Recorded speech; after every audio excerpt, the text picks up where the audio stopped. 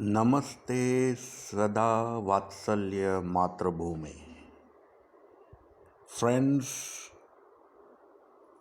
the farmers' leader Rakesh Tikait yesterday had alleged that the BJP workers tried to capture the protest site and threaten them of severe consequences if they try to come anywhere near to the stage. He said, and I quote, "Having a stage on the road does not mean that anyone can come on the stage. If somebody tries to capture it, his buckles will be blown up. Here,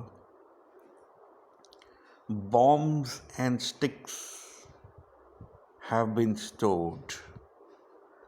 Action will be taken against any BJP worker who tries to come anywhere near to the stage."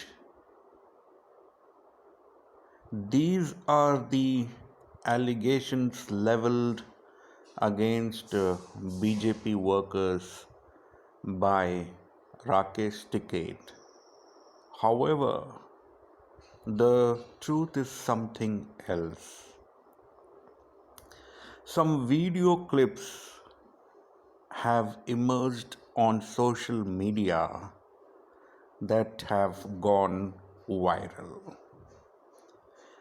They depict BJP workers arriving at Tikait's protesting site to welcome the newly appointed State Minister Amit Valmiki. And at the same time, the so-called protesting farmers are seen rushing towards the minister's convoy with rods, sticks, and swords in their hands and damaging the vehicle. After the incident, Tikait gave a bite to a television channel threatening BJP workers. But the question is, does he have guts to blow off the buckles of the BJP workers? Time alone will tell. But the bigger question is, why Tikait has stooped to a low level of politics, the politics of giving empty threats?